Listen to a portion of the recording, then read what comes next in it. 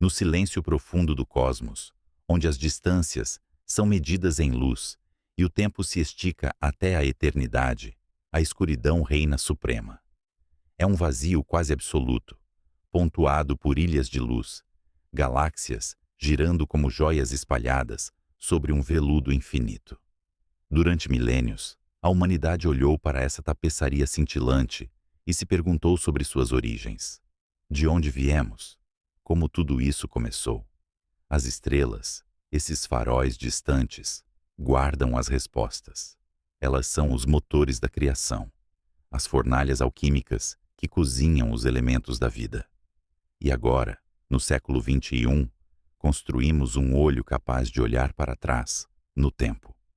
Um instrumento de poder e precisão sem precedentes, projetado para perscrutar o amanhecer cósmico. Seu nome é Telescópio Espacial James Webb. Recentemente, este emissário da humanidade, posicionado a 1,5 milhão de quilômetros da Terra, voltou seu olhar dourado para um ponto aparentemente vazio do céu. O que ele encontrou lá não foi o vazio, mas um vislumbre do passado mais profundo e violento do universo. Webb acaba de nos revelar a maior, mais prolífica e mais furiosa fábrica de estrelas já testemunhada. Uma maternidade estelar de proporções colossais, operando em um tempo em que o próprio universo era jovem. Para compreender a magnitude desta revelação, precisamos primeiro entender a jornada que nos trouxe até ela. A nossa busca pelo cosmos começou de forma humilde, com os olhos nus, traçando padrões no céu noturno. Os antigos viam deuses e mitos nas constelações, histórias que davam sentido a um universo misterioso. Então, há 400 anos, um homem na Itália apontou um arranjo de lentes para o céu. Galileu Galilei não viu deuses, mas sim mundos. Ele testemunhou as luas de Júpiter, as fases de Vênus e as crateras da nossa própria lua. O universo, de repente, tornou-se um lugar, não apenas uma ideia. Aquele pequeno telescópio foi o primeiro passo em uma escada que se estenderia por séculos. Cada geração construiu instrumentos maiores, mais potentes, empurrando os limites do visível. Construímos observatórios no topo de montanhas áridas, longe da poluição luminosa das nossas cidades. Mas mesmo nos picos mais altos, enfrentávamos um adversário intransponível, a própria atmosfera da Terra. Este véu de ar que nos dá vida, que nos protege da dureza do espaço, também distorce e absorve a luz das estrelas. É como tentar ler um livro debaixo d'água. A imagem fica trêmula, borrada, incompleta. A solução era audaciosa: colocar um telescópio acima da atmosfera, no vácuo do espaço. Em 1990, o telescópio espacial Hubble foi lançado, um momento decisivo na história da exploração humana. O Hubble abriu nossos olhos para um universo de uma clareza e beleza estonteantes. Ele nos mostrou os pilares da criação, colunas majestosas de gás, onde novas estrelas nascem. Mapeou a matéria escura, mediu a aceleração da expansão cósmica e nos deu os campos profundos. Essas imagens, onde o Hubble encarou um pedaço escuro do céu, por dias a fio, revelaram milhares de galáxias. Cada ponto de luz não era uma estrela, mas um lar para bilhões delas, algumas tão distantes que sua luz viajou por mais de 13 bilhões de anos para nos alcançar. Contudo, o Hubble, por mais magnífico que fosse, tinha uma limitação fundamental. Ele enxerga o universo principalmente na luz visível e ultravioleta, o mesmo espectro que nossos olhos percebem. Mas o universo primitivo, o alvo de nossas perguntas mais profundas, está envolto em um véu diferente. Devido à expansão do próprio espaço, a luz emitida pelas primeiras estrelas e galáxias é esticada em sua jornada até nós. A luz que começou como azul ou ultravioleta chega aqui como luz infravermelha. Para o Hubble, essa luz é em grande parte invisível. O universo primordial estava, para ele, escondido na escuridão. Era como tentar ouvir uma sinfonia usando tampões de ouvido que bloqueiam precisamente as notas mais importantes. Precisávamos de um novo tipo de olho. Um olho que pudesse ver no infravermelho. E assim, nasceu o conceito do telescópio espacial James Webb. Seu desenvolvimento foi uma saga de décadas, um testemunho da engenhosidade e perseverança humanas. O desafio era monumental. Para enxergar o fraco brilho infravermelho do cosmos distante, o próprio telescópio precisava ser incrivelmente frio. Qualquer calor emitido por seus instrumentos ofuscaria a luz que ele estava tentando capturar. Ele precisava operar a 230 graus Celsius negativos, apenas algumas dezenas de graus acima do zero absoluto. Imagine tentar fotografar uma vela a 100 quilômetros de distância, enquanto você mesmo está em chamas.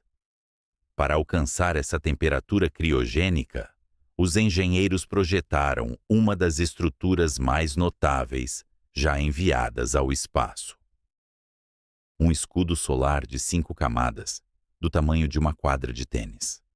Cada camada, mais fina que um fio de cabelo humano, reflete o calor do Sol, da Terra e da Lua. Este guarda-sol cósmico cria uma sombra permanente, permitindo que o telescópio e seus instrumentos esfriem no vácuo. No coração do Webb está seu espelho, uma obra de arte tecnológica. Com 6,5 metros de diâmetro, era grande demais para caber em qualquer foguete existente. A solução foi criar um espelho segmentado, 18 hexágonos de berílio puro, revestidos com uma camada microscopicamente fina de ouro. O ouro é excepcionalmente bom em refletir a luz infravermelha. Esses segmentos foram lançados dobrados, como uma flor de origami, para se desdobrarem com perfeição robótica no espaço profundo. Sua jornada até seu ponto de observação, o ponto de Lagrange, L2, foi uma coreografia de engenharia de tirar o fôlego. Cada passo, desde o desdobramento do escudo solar até o alinhamento preciso de cada segmento do espelho, tinha que funcionar perfeitamente. Não havia margem para erro. Não havia possibilidade de uma missão de reparo. E, contra todas as probabilidades, funcionou. O olho dourado do Webb se abriu e a humanidade ganhou um novo sentido para perceber o universo. Foi com este instrumento extraordinário que os astrônomos miraram um canto distante do tempo. Eles estavam caçando as primeiras galáxias, os blocos de construção do cosmos que conhecemos. As teorias previam que essas primeiras estruturas seriam pequenas, irregulares e relativamente modestas em sua produção de estrelas. Acreditava-se que as galáxias cresciam lentamente, através de fusões graduais, ao longo de bilhões de anos. A Via Láctea, nossa galáxia, é um exemplo maduro desse processo. Ela produz, em média, apenas algumas novas estrelas por ano. É um ritmo constante, mas calmo. Imagine nossa galáxia como uma pequena oficina artesanal, onde um mestre artesão forja cuidadosamente 1 ou 2 objetos preciosos a cada ano. É um processo lento, meticuloso, que resulta em criações estáveis e duradouras. Os modelos cosmológicos sugeriam que as primeiras galáxias seriam ainda mais modestas, como aprendizes, apenas começando a dominar seu ofício. O que o James Webb encontrou destruiu completamente essa imagem serena. Na escuridão do universo primitivo, há apenas algumas centenas de milhões de anos após o Big Bang, ele encontrou um monstro, uma galáxia de proporções titânicas, já naquele estágio inicial da história cósmica. Mas não era seu tamanho o que mais chocava. Era sua atividade.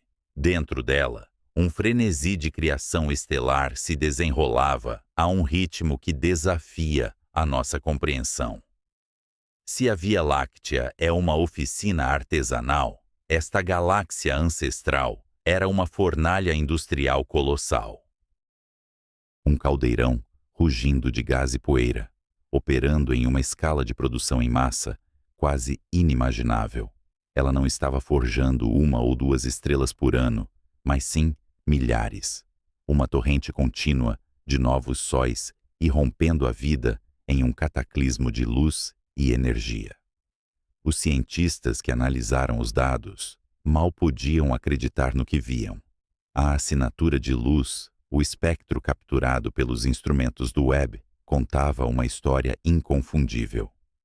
Rios de hidrogênio ionizado, aquecidos pelo brilho ofuscante de dezenas de milhares de estrelas recém-nascidas, gigantes azuis e quentes. Nuvens densas de poeira cósmica, o material bruto da criação, sendo sugadas para dentro de um vórtice gravitacional implacável. Era uma visão do universo em sua juventude mais violenta e criativa. Esta estrutura, que podemos chamar de a forja primordial, está reescrevendo os capítulos iniciais da história cósmica. Sua própria existência é um paradoxo, um objeto que, de acordo com nossas melhores teorias, não deveria existir. Como uma galáxia pôde acumular tanta massa e atingir uma taxa de formação de estrelas tão prodigiosa, tão cedo no tempo? É como encontrar uma catedral gótica totalmente construída no meio da Idade da Pedra. A descoberta levanta questões profundas sobre como as estruturas no universo se formam e evoluem. Talvez o processo não seja tão gradual quanto pensávamos. Talvez o universo primitivo fosse um lugar de crescimento explosivo, onde as galáxias não se formavam lentamente, mas sim irrompiam a existência em surtos de criação espetaculares. Podemos visualizar o processo de formação de estrelas como a condensação do vapor de água. Em uma nuvem, minúsculas gotas de água se unem lentamente para formar gotas maiores, que eventualmente caem como chuva. Este é o nosso modelo, de baixo para cima, da formação de galáxias. Pequenas nuvens de gás se fundindo para formar estrelas, que se agrupam para formar galáxias.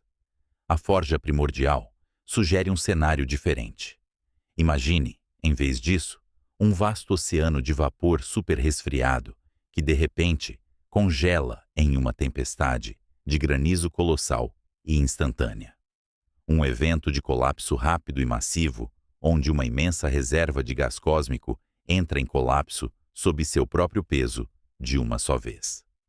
Este cenário, de cima para baixo, poderia explicar como uma fábrica de estrelas tão gigantesca pôde surgir tão rapidamente.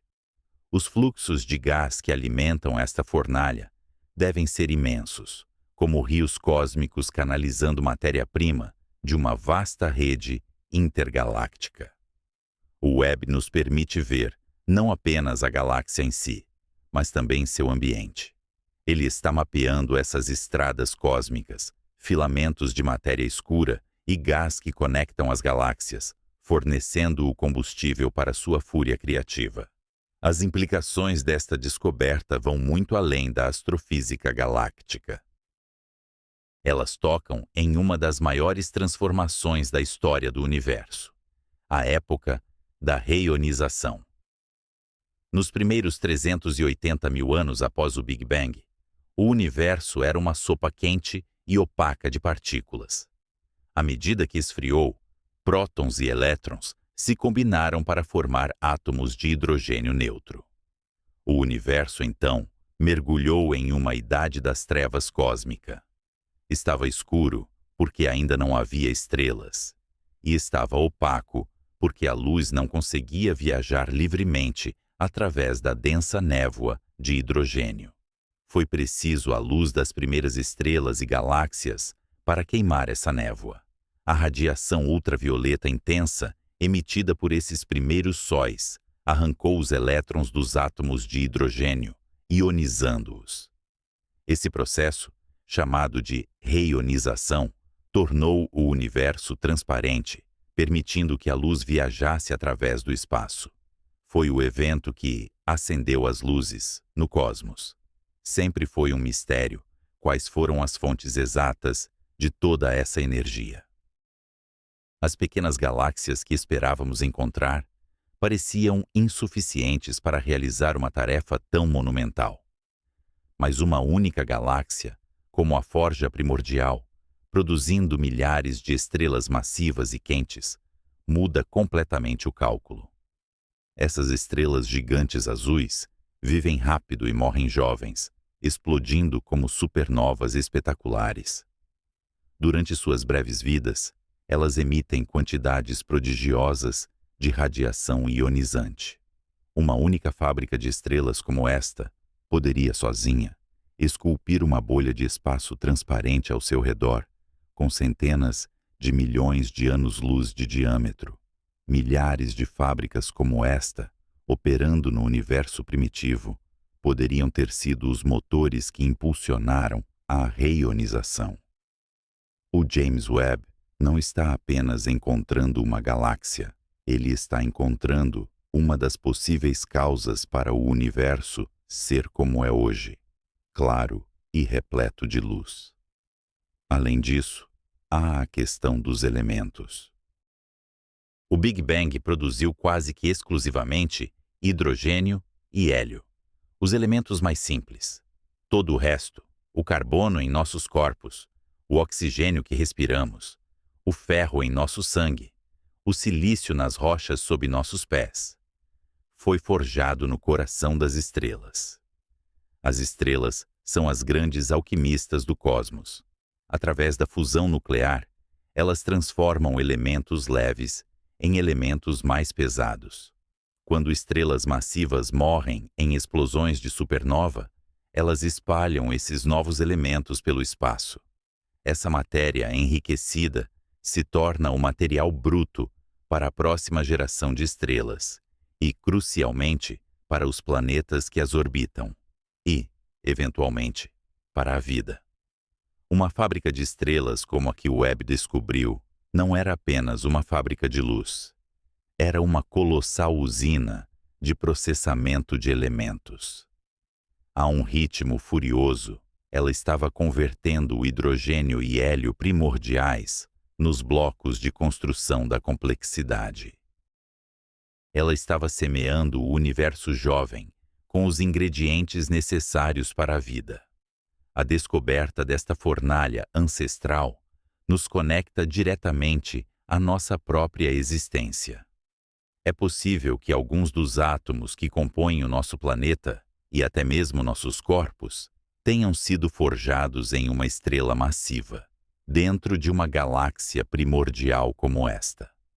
Lançados ao espaço por uma supernova há mais de 13 bilhões de anos, esses átomos viajaram pela vastidão cósmica. Eles se juntaram a outras nuvens de gás, participaram da formação de novas estrelas e finalmente se incorporaram ao disco protoplanetário que deu origem ao nosso Sol e à Terra. Olhar para esta galáxia distante não é apenas um exercício de astronomia. É um ato de genealogia cósmica. Estamos olhando para a Terra natal de nossos próprios átomos. É uma perspectiva que inspira humildade e admiração. Somos feitos de poeira de estrelas, uma frase poética que, graças a descobertas como esta, se revela como uma verdade científica literal e profunda. Estamos intrinsecamente ligados a esses eventos violentos e criativos que ocorreram no amanhecer do tempo. O que o futuro reserva para o James Webb e nossa compreensão do cosmos? Esta descoberta é apenas o começo. O telescópio está apenas em seu primeiro ano de operações científicas. É como se tivéssemos acabado de chegar a um continente inexplorado e dado os primeiros passos para fora da praia. Um vasto território de conhecimento nos aguarda. Os astrônomos agora usarão o Webb para caçar sistematicamente mais dessas galáxias monstro. Eles tentarão determinar se a forja primordial é uma anomalia rara ou se tais fábricas de estrelas eram comuns no universo primitivo. Se forem comuns, toda a nossa compreensão da evolução galáctica precisará ser fundamentalmente revisada. O telescópio também irá dissecar a luz dessas galáxias com seus espectrógrafos. Isso nos permitirá analisar sua composição química. Poderemos medir quão rapidamente elas estavam se enriquecendo com elementos pesados e, talvez, possamos encontrar a assinatura das primeiras estrelas do universo, a chamada População 3. Essas estrelas hipotéticas teriam se formado a partir do hidrogênio e hélio puros do Big Bang. Elas teriam sido centenas de vezes mais massivas que o nosso Sol, incrivelmente brilhantes e com vidas muito curtas. Nenhuma delas existe hoje, mas seu legado, os primeiros elementos pesados, pode estar presente nas galáxias mais antigas que o Webb pode ver. Encontrar essa assinatura seria o equivalente a encontrar o santo graal da cosmologia. Além do universo distante, o Webb está revolucionando outros campos da astronomia. Ele está examinando as atmosferas de planetas que orbitam outras estrelas, os exoplanetas. Ao analisar a luz da estrela que passa pela atmosfera de um planeta, o Webb pode detectar a presença de moléculas como água, metano e dióxido de carbono.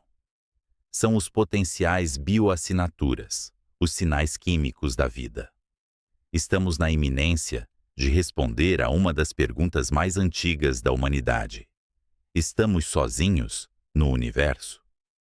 O mesmo instrumento que nos mostra o nascimento das primeiras estrelas pode também nos mostrar a primeira evidência de vida além da Terra. A descoberta da maior fábrica de estrelas do universo é, portanto, mais do que um mero recorde astronômico. É uma peça fundamental em um quebra-cabeça que se estende desde o Big Bang até o momento presente. Ela nos força a repensar nossas origens, a confrontar a vastidão e a violência da criação cósmica. Ela nos lembra que o universo não é um lugar estático e sereno, mas sim um organismo dinâmico, em constante evolução, nascido do fogo e da fúria.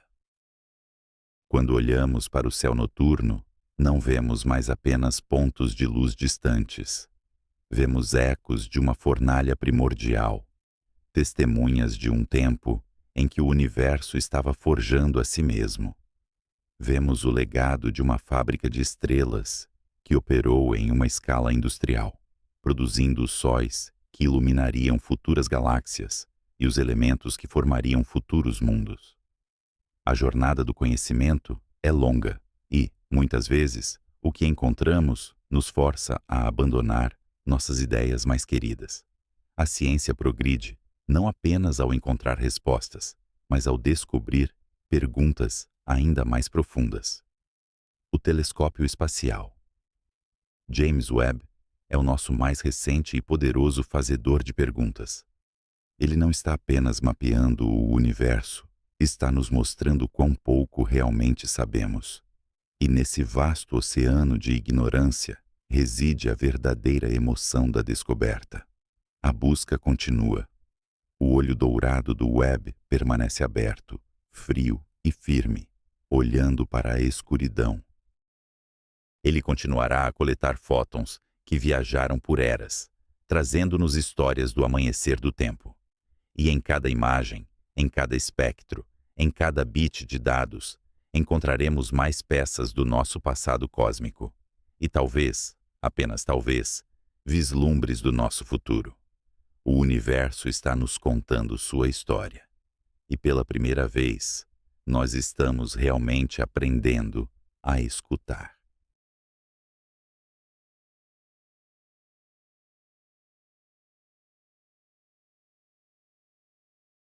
O ano é 2082. O vento não uiva aqui como uiva na Terra. A atmosfera é tênue demais para carregar o peso de um grito, quanto mais o rugido de uma tempestade, resultando em um sussurro sibilante e fantasmagórico que arranha o casco de titânio da sonda autônoma. Seu nome é Batuta. Ela flutua silenciosamente sobre as planícies de Crise Planitia, uma maestrina solitária, regendo uma orquestra que perdeu todos os seus músicos. Abaixo de seus sensores ópticos, o solo não é apenas vermelho. É a cor do sangue seco, uma ferida geológica que nunca cicatrizou, oxidada por eras de exposição impiedosa ao cosmos. Batuta ajusta suas lentes de foco variável, procurando movimento, mas encontrando apenas a estagnação da entropia. Ali, parcialmente soterradas pelas dunas de ferrugem, jazem as estruturas geométricas do que foi, brevemente, o maior triunfo da audácia humana. A primeira colônia. Cúpulas geodésicas, que outrora brilhavam com a promessa de um novo Éden, agora se assemelham a crânios branqueados no deserto, com suas superfícies de polímero rachadas pela radiação ultravioleta e cobertas por uma mortalha de poeira eletrostática. Os painéis solares, que deveriam beber a luz fraca daquele sol distante para alimentar os sistemas de suporte à vida, são agora tapetes escuros e inúteis. A poeira marciana não é como a areia da praia terrestre, arredondada e suave pela ação das ondas. É microscópica, afiada como vidro moído e carregada de eletricidade estática. Ela adere a tudo com a tenacidade de um parasita. Ela cobriu os olhos da colônia, cegando seus sensores e sufocando seus geradores, transformando a esperança tecnológica em sucata arqueológica em questão de décadas. Este cenário desolador não é ficção, mas uma projeção inevitável se ignorarmos as leis fundamentais que regem a biologia e a física planetária. A Batuta continua seu voo, enviando fluxos de dados através do abismo de 225 milhões de quilômetros até a Terra, um sinal que leva 12 minutos para chegar aos receptores da rede de espaço profundo. 12 minutos de atraso entre o presente da máquina e a percepção dos seus criadores. Nesse intervalo de tempo, a luz viaja, impérios caem e a realidade de Marte se impõe sobre o sonho humano. Para entender por que as luzes se apagaram em Crise Planitia, precisamos despir a mitologia da exploração espacial e olhar para a mecânica crua do universo. Nós, Homo sapiens, somos criaturas de um jardim muito específico. Evoluímos ao longo de milhões de anos para existir dentro de uma faixa estreita de temperatura, pressão e química atmosférica. Somos sacos de água salgada pressurizada, mantidos coesos por uma fina membrana de pele e pela graça da gravidade terrestre. Marte, por outro lado, é um cadáver planetário que odeia a vida complexa. Quando olhamos para a superfície marciana, através das câmeras da Batuta, vemos um deserto que nos lembra o Arizona ou o Atacama. Essa familiaridade visual é a armadilha mais perigosa do planeta vermelho. Ela nos convida a pensar que só precisamos de um casaco quente e um tanque de oxigênio. Mas a realidade física é muito mais violenta. A pressão atmosférica na superfície média de Marte é inferior a 1% da pressão ao nível do mar na Terra. Imagine a atmosfera terrestre como um cobertor pesado e reconfortante que empurra contra o nosso corpo com uma força constante de 1 quilograma por centímetro quadrado. Essa pressão é o que mantém os gases dissolvidos em nosso sangue, e a água líquida em nossos tecidos. Em Marte, esse cobertor foi arrancado. A pressão é tão baixa que se aproxima do vácuo industrial. Sem um traje pressurizado, a água na língua, nos olhos e nos pulmões de um ser humano começaria a ferver instantaneamente à temperatura do corpo. Este fenômeno macabro, conhecido como limite de Armstrong, dita que os fluidos corporais transitam violentamente para o estado gasoso não pelo calor, mas pela falta de pressão que os mantém líquidos. O explorador desprotegido não congelaria primeiro. Ele incharia e sufocaria enquanto sua própria biologia evaporava para o ar rarefeito. A sonda Batuta sobrevoa o que resta da estufa hidropônica da colônia. O vidro reforçado está estilhaçado. O que aconteceu ali não foi apenas uma falha estrutural, mas uma derrota termodinâmica. Marte é um mundo onde a temperatura pode despencar para menos 80 graus Celsius assim que o Sol se põe. A energia necessária para manter um ambiente tropical, onde plantas terrestres poderiam crescer, contra o frio do espaço profundo, é astronômica. É uma batalha constante contra a segunda lei da termodinâmica, onde o calor flui inexoravelmente do corpo quente da colônia para o frio infinito do exterior. A entropia, a medida da desordem do universo, sempre vence no final. Assim que os painéis solares foram cobertos pela poeira e as baterias de isótopos nucleares decaíram além de sua vida útil, o frio entrou.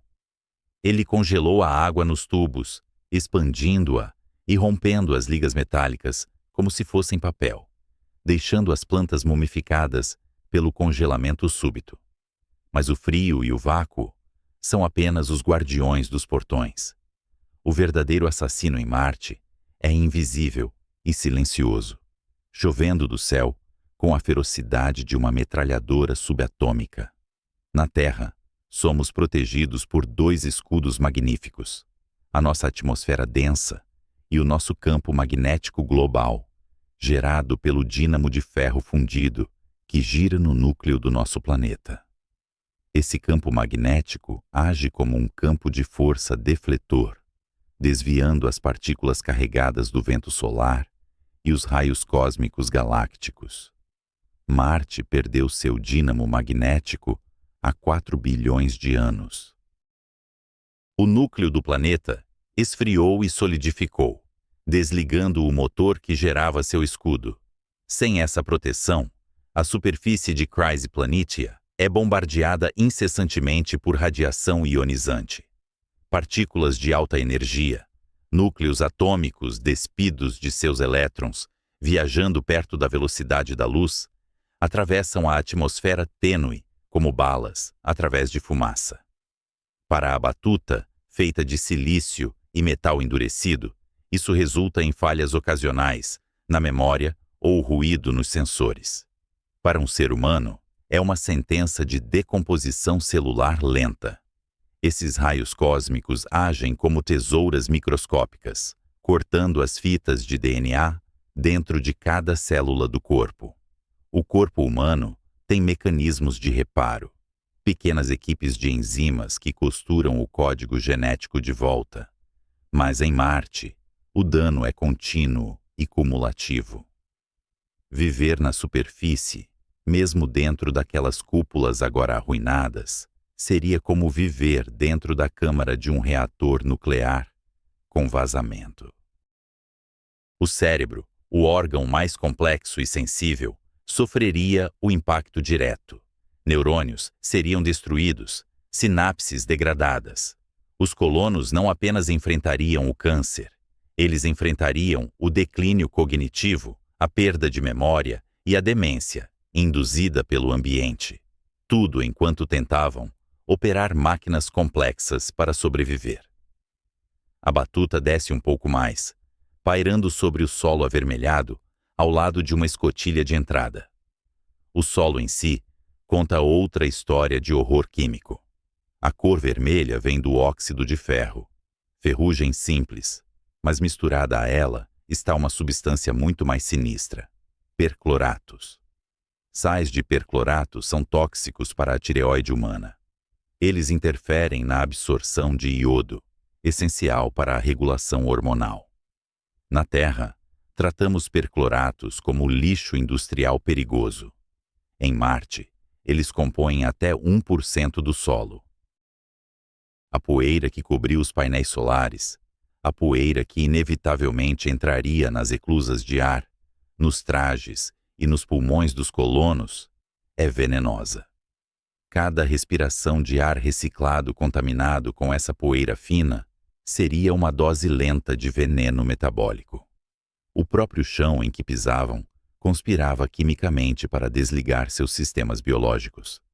A visão romântica da colonização espacial muitas vezes ignora essa trindade letal: a radiação que desfaz o DNA, a baixa gravidade e pressão que deformam a fisiologia, e a toxicidade química do ambiente.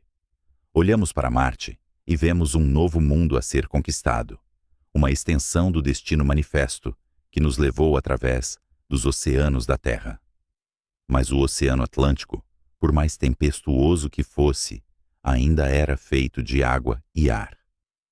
Marte é um ambiente alienígena, no sentido mais estrito da palavra. Ele não é apenas indiferente à nossa presença.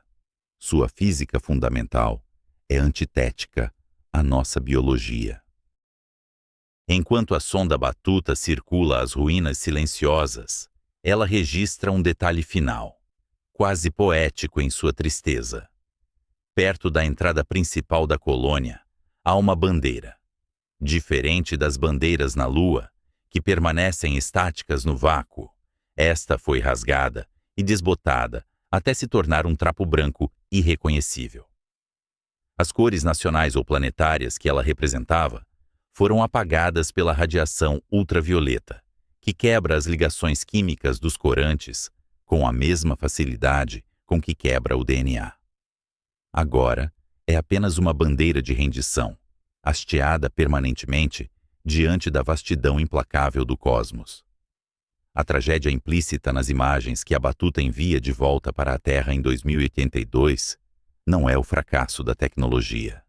As máquinas funcionaram até onde a física permitiu. A tragédia é o fracasso da compreensão humana sobre o seu próprio lugar no universo. Acreditamos que a inteligência e a vontade são suficientes para dobrar a natureza aos nossos caprichos, mas esquecemos que somos produtos de um nicho ecológico extremamente específico. Somos astronautas da Terra, perfeitamente adaptados para um planeta azul, tentando forçar nossa existência em um planeta vermelho que morreu bilhões de anos antes do primeiro primata se levantar nas savanas africanas. O silêncio em crise planítia é pesado. Não é a paz de um santuário, mas o silêncio de uma tumba selada. A Batuta termina sua varredura e aponta seus propulsores para o céu, subindo de volta para a órbita, deixando para trás os esqueletos da ambição humana. A poeira continua a cair, grão por grão, cobrindo o que restou, apagando as pegadas das botas, reescrevendo a história daquela breve intrusão biológica na escala de tempo geológica. A pergunta que ecoa através do vácuo, enquanto olhamos para esses dados do futuro hipotético, não é se temos os foguetes para chegar lá. A engenharia de propulsão é a parte fácil. A física newtoniana é previsível. A verdadeira questão, a que assombra os corredores das agências espaciais e os sonhos dos visionários, é muito mais profunda e visceral. Se a própria estrutura atômica e molecular de Marte é uma arma apontada para a nossa biologia, será que a sobrevivência é sequer possível? Ou estamos apenas procurando a maneira mais cara e elaborada de cometer suicídio coletivo? E se a sobrevivência for possível, o que teremos que nos tornar para suportá-la? Deixaremos de ser humanos para nos tornarmos marcianos? Ou a poeira vermelha reivindicará tudo o que somos antes que a primeira geração nascida lá possa olhar para o pálido ponto azul no céu e chamá-lo de lar? No alto dos picos gelados de Flagstaff, no Arizona, onde o ar se torna tão fino que a respiração humana se transforma em nuvens efêmeras contra o céu noturno, um homem solitário sentava-se curvado diante de um gigante de latão e vidro. O ano era 1894 e o mundo lá embaixo estava em plena revolução industrial, consumido pelo vapor, pelo aço e pelo barulho do progresso. Mas no topo da colina de Marte, Percival Lowell buscava o silêncio. Ele buscava uma resposta que não estava escrita em nenhum livro sagrado ou equação terrestre. Ele olhava para o ponto vermelho rubi, suspenso no veludo negro do cosmos, e não via apenas um planeta. Ele via um espelho do nosso próprio futuro. O telescópio Clark, de 24 polegadas, era a máquina do tempo de Lowell. Através de suas lentes, a luz que viajou milhões de quilômetros era capturada, focada e projetada na retina de um homem desesperado por companhia cósmica. O que Lowell viu, ou o que seu cérebro convenceu seus olhos de que estavam vendo, mudaria a trajetória da imaginação humana para sempre. Ele viu linhas. A natureza, em sua infinita complexidade caótica, raramente desenha linhas retas. Rios serpenteiam, costas se fraturam, montanhas se erguem em picos irregulares. A linha reta é a assinatura da intenção, é a marca da engenharia, é a prova de uma mente que impõe ordem sobre a entropia natural. Lowell observou uma rede geométrica vasta, cobrindo a superfície marciana, estendendo-se dos polos congelados até as regiões equatoriais áridas. Ele as chamou de canais. Para a mente vitoriana, obcecada pela construção de grandes canais, como o de Suez e o do Panamá, a interpretação era óbvia e aterrorizante. Marte era um mundo moribundo, um planeta antigo, secando, onde uma civilização muito mais velha e sábia que a nossa travava uma batalha final contra a extinção. Lowell imaginou uma raça de engenheiros planetários unindo-se em um esforço global para bombear a água do derretimento das calotas polares para as cidades sedentas no Equador. Não era apenas geologia o que ele via, era sociologia em escala astronômica. A visão era trágica, romântica e profundamente sedutora. Essa alucinação coletiva não nasceu do nada. Ela foi alimentada pela pareidolia, uma falha intrínseca no software do cérebro humano que nos obriga a encontrar padrões onde existe apenas ruído aleatório. Quando olhamos para a superfície de Marte através da atmosfera turbulenta da Terra, é como tentar ler um jornal colocado no fundo de uma piscina agitada. A imagem ondula, distorce e se fragmenta. O olho humano, lutando para resolver detalhes no limite da percepção, conecta pontos escuros, díspares em linhas contínuas. Lowell não estava mentindo. Ele estava sendo traído pela própria biologia que lhe permitia observar. No entanto, a ilusão era poderosa demais para ser contida pelos muros do observatório. Ela escapou para a cultura popular, infectando a literatura e os pesadelos da humanidade. H.G. Wells, inspirado pelas especulações de Lowell, escreveu: A Guerra dos Mundos, transformando os engenheiros desesperados de Lowell em conquistadores implacáveis. Se Marte estava morrendo e seus habitantes possuíam tecnologia superior, por que não olhariam para a Terra, azul e vibrante, com inveja e desejo de conquista? A ilusão dos canais criou um vizinho no escuro, alguém que nos observava com intelectos vastos, frios e antipáticos. Durante meio século, a humanidade olhou para o céu com uma mistura de esperança, de contato e pavor de invasão. A atmosfera de mistério persistiu, enquanto nossos instrumentos permaneciam presos à gravidade da Terra. A luz continuava a ser nossa única mensageira, distorcida e ambígua. Mas a era da observação passiva estava chegando ao fim. A curiosidade humana exigia o toque físico, a proximidade fria do metal contra a rocha alienígena. O ano de 1965 marcou o assassinato do romantismo vitoriano. A arma do crime não foi um canhão ou uma bomba, mas uma sonda robótica chamada Mariner 4. Lançada em uma trajetória de arco através do vazio interplanetário, a Mariner 4 foi a primeira emissária da Terra a sobreviver à viagem até o planeta vermelho. Em julho daquele ano, a sonda passou zunindo por Marte, uma pequena caixa de eletrônicos rudimentares, navegando na escuridão. A tensão no laboratório de propulsão a jato era palpável. Eles não esperavam ver marcianos acenando, mas a esperança de encontrar vegetação, musgos ou sinais de água líquida ainda permeava a comunidade científica. O legado de Lowell ainda sussurrava nos corredores da ciência. A transmissão dos dados foi excruciante.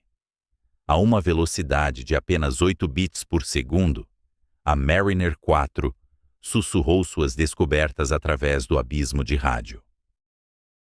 Enquanto os computadores lutavam para processar os números binários em imagens, os cientistas, impacientes, imprimiram as tiras de dados brutos e as coloriram à mão com pastéis, criando uma imagem, pintar por números, antes que a tecnologia pudesse renderizar a fotografia real. Quando a primeira imagem, o quadro 7E, finalmente se revelou, o silêncio que caiu sobre a sala e subsequentemente sobre o mundo foi pesado como chumbo. Não havia canais, não havia cidades, não havia sequer o leito seco de rios antigos visíveis naquela resolução.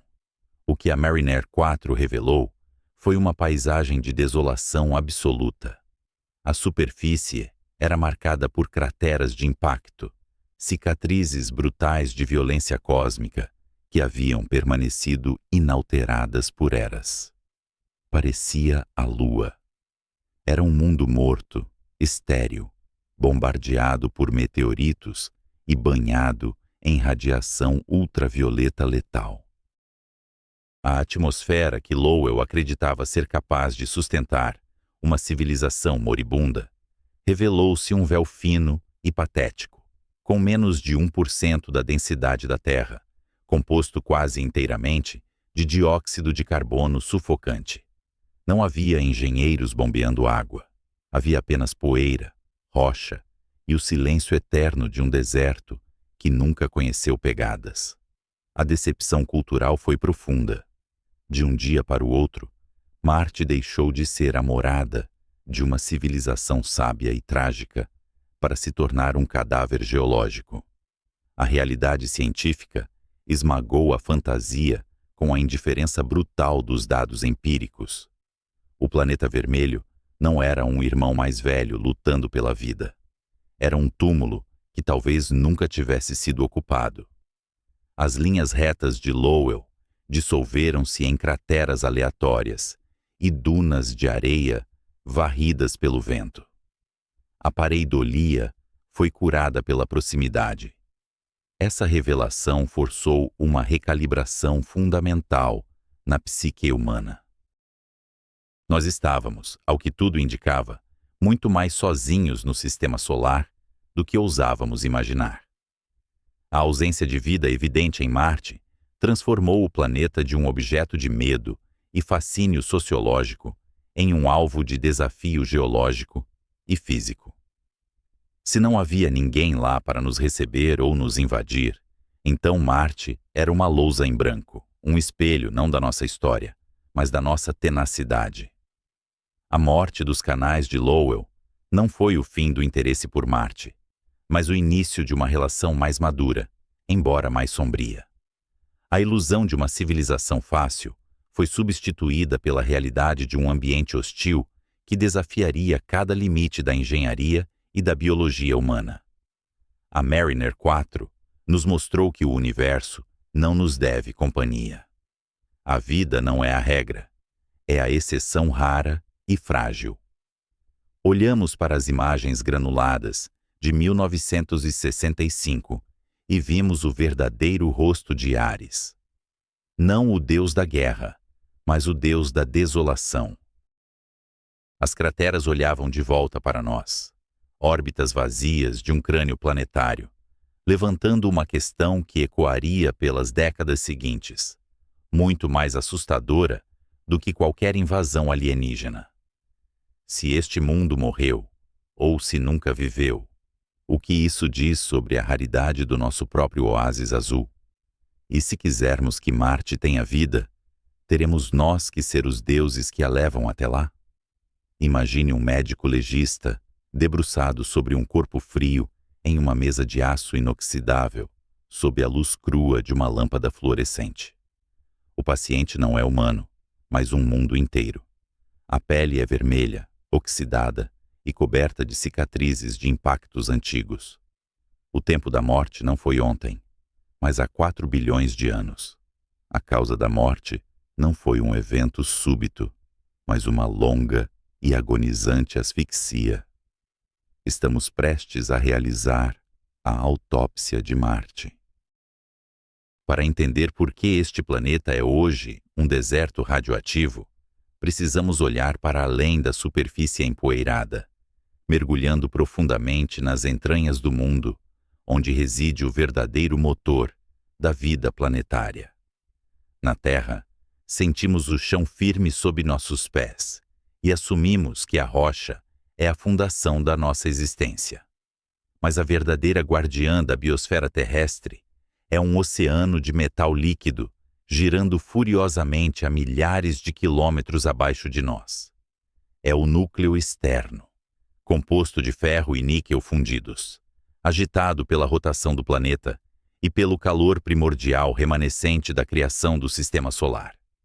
Este movimento cria correntes elétricas colossais, transformando a Terra em um eletroimã gigantesco. É um dínamo, um gerador cósmico que projeta um escudo invisível para o espaço, a magnetosfera. Sem esse escudo, a Terra seria tão estéril quanto a Lua. Marte já teve esse coração pulsante. Há bilhões de anos, o núcleo marciano era quente e fluido, girando com vigor suficiente para gerar um campo magnético global.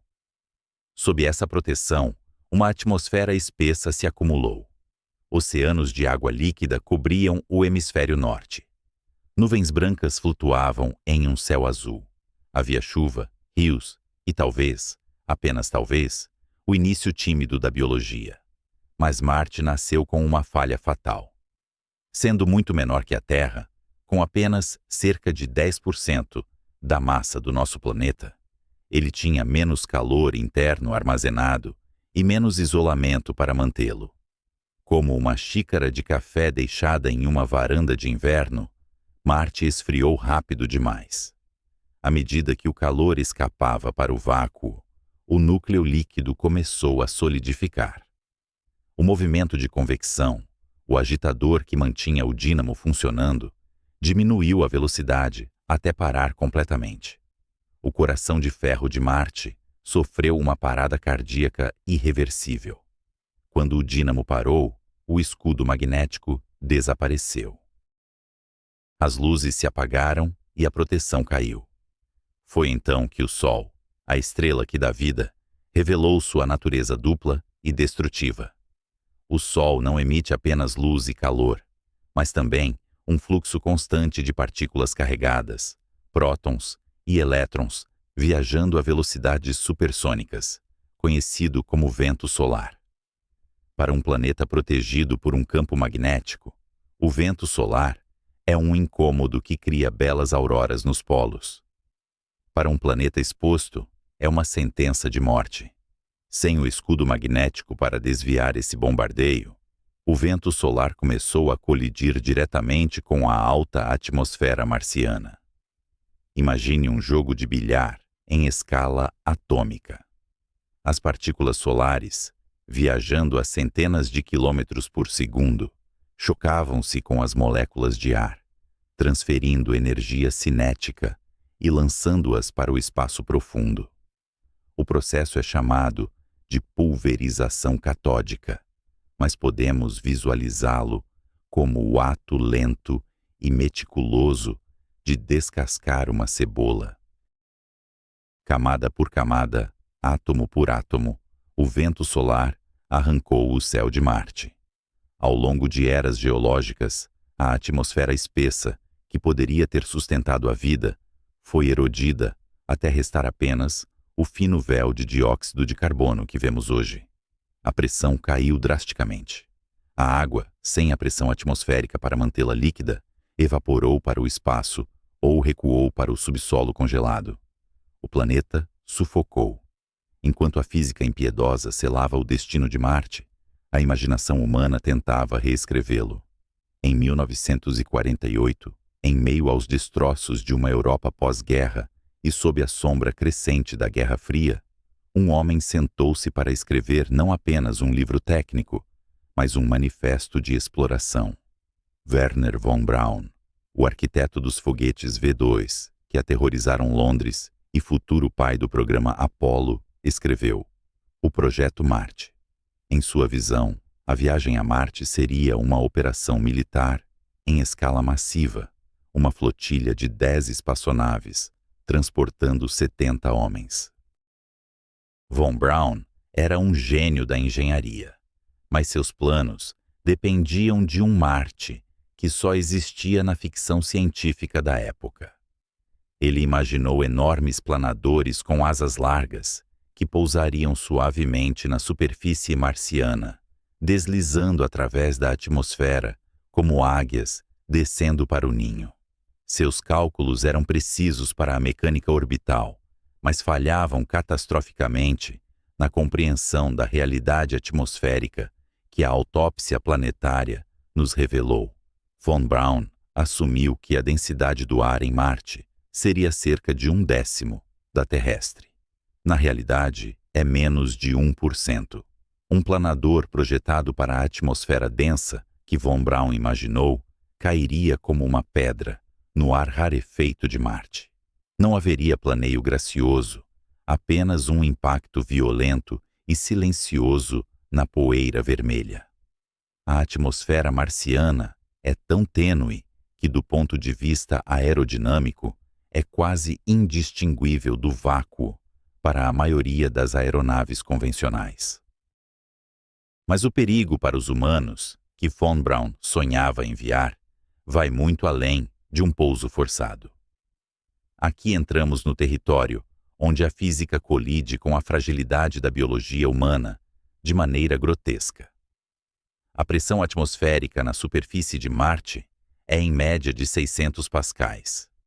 Para colocar isso em perspectiva, a pressão ao nível do mar na Terra é de mais de 100.000 pascais. Estamos falando de um ambiente que é, para todos os efeitos práticos, um vácuo. Existe um ponto crítico na fisiologia humana conhecido como o limite de Armstrong. Ele ocorre a uma altitude onde a pressão atmosférica é tão baixa que o ponto de ebulição da água se iguala à temperatura normal do corpo humano, 37 graus Celsius. Na Terra, esse limite fica a cerca de 19 quilômetros de altitude. A superfície inteira de Marte está muito além desse limite.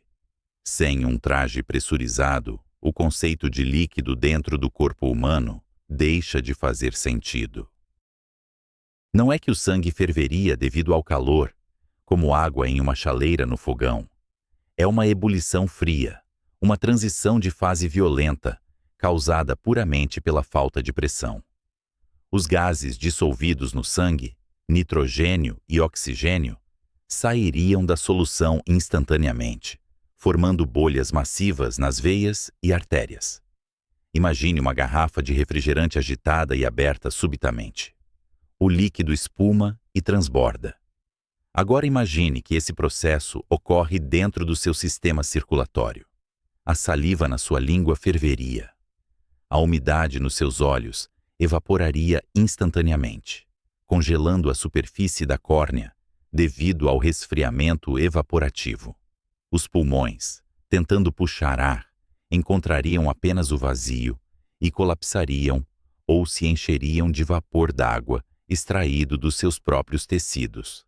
A pele, nossa própria armadura biológica, poderia conter a pressão interna por alguns momentos, inchando grotescamente enquanto o corpo tentava se expandir para o vácuo. A morte não seria instantânea, o que talvez seja a parte mais aterrorizante. A consciência poderia permanecer por 10 ou 15 segundos, tempo suficiente para sentir o frio do espaço e a agonia interna da própria química do corpo se desfazendo. Von Braun olhava para Marte através de telescópios e via um novo mundo para conquistar, um destino para o destino manifesto da humanidade. Ele não via o cadáver frio de um planeta que perdeu seu escudo magnético e teve seu ar roubado pelo Sol. Ele não via um ambiente onde a simples exposição à atmosfera faria o sangue de um astronauta se comportar como champanhe estourado. A tragédia de Marte é uma história de perda. A perda de calor, a perda de magnetismo, a perda de atmosfera e, finalmente, a perda de potencial. O planeta vermelho é um monumento silencioso às leis da termodinâmica, um lembrete de que a habitabilidade é um equilíbrio precário, mantido por forças geológicas invisíveis que podem falhar. Enquanto contemplamos os planos modernos de colonização, com suas cúpulas de vidro e cidades subterrâneas, devemos lembrar que não estamos indo para um novo Éden. Estamos indo para um cemitério planetário, onde a própria física do ambiente conspira para transformar a água em gás e a vida em poeira. A sobrevivência lá não é apenas uma questão de engenharia de foguetes, como pensava Von Braun, mas de criar uma bolha de terra, uma pequena anomalia de pressão e calor, desafiando a realidade fria e indiferente de um mundo que morreu bilhões de anos antes do primeiro ser humano olhar para o céu. Se o núcleo de Marte tivesse permanecido quente por mais alguns bilhões de anos, se o dínamo tivesse continuado a girar, a história do nosso sistema solar poderia ter sido a de dois mundos irmãos, ambos azuis, ambos vibrantes, mas o dínamo parou. E no silêncio que se seguiu, o vento solar soprou, e Marte tornou-se o deus da guerra, vermelho como o sangue que ferveria se ousássemos pisar lá desprotegidos. Contudo, mesmo diante dessa hostilidade absoluta, a curiosidade humana persiste. Olhamos para este deserto gelado e não vemos apenas o que ele é, mas o que ele poderia ser. Ou talvez, o que ele esconde. Pois se a vida surgiu durante aquela breve janela dourada, antes do colapso do campo magnético, para onde ela foi? Será que ela morreu com o planeta? Ou recuou para o único lugar onde a radiação e o vácuo não poderiam alcançá-la? Imagine um deserto que se estende para além do horizonte, banhado por uma luz ocre e fria. À primeira vista, parece o Atacama ou os vales secos da Antártida, lugares onde a vida, embora tenaz, se agarra à existência com a ponta dos dedos. Mas esta familiaridade é a maior mentira de Marte. Quando as primeiras sondas mecânicas estenderam seus braços metálicos para tocar a superfície do planeta vermelho, não encontraram apenas poeira inerte. Encontraram um paradoxo químico de proporções planetárias. Estamos no ano de 1976. As sondas Viking pousam, triunfantes, em Crise Planitia e Utopia Planitia. A humanidade prende a respiração. Os instrumentos biológicos a bordo, projetados para detectar o metabolismo de micróbios alienígenas, enviam dados positivos. Algo reagiu. O champanhe foi preparado na Terra. Mas a celebração foi prematura, sufocada por uma realidade química cruel que só compreenderíamos completamente décadas depois, com a chegada da sonda Fênix ao Polo Norte marciano. O solo de Marte não é terra, no sentido em que entendemos o solo fértil e vivo sob nossos pés. É um oceano seco de veneno. A descoberta dos percloratos mudou tudo. Imagine que cada punhado de areia vermelha que você pega não é apenas rocha pulverizada, mas algo embebido em alvejante industrial de alta concentração.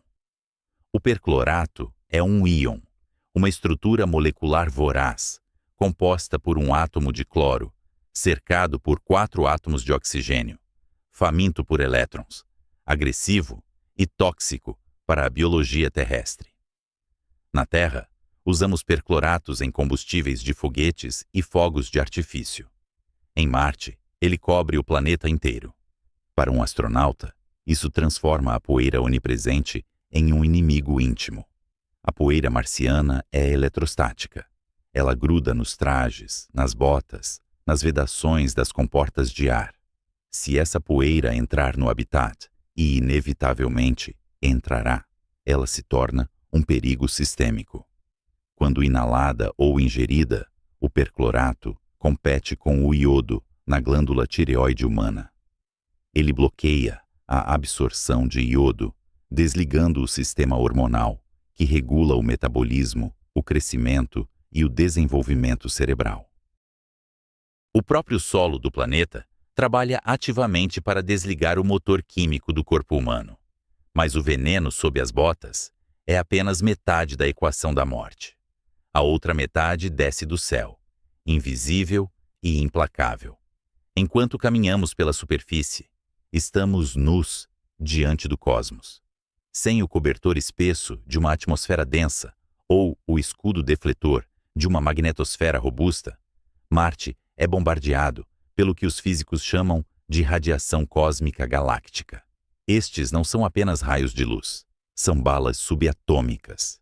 Imagine núcleos de átomos, despidos de seus elétrons, viajando a velocidades próximas à da luz, impulsionados pelas explosões de supernovas moribundas a milhares de anos-luz de distância.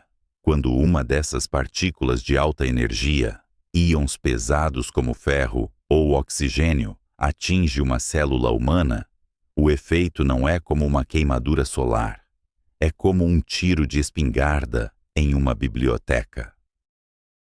A partícula atravessa a célula, deixando um rastro de ionização densa, quebrando as ligações químicas por onde passa.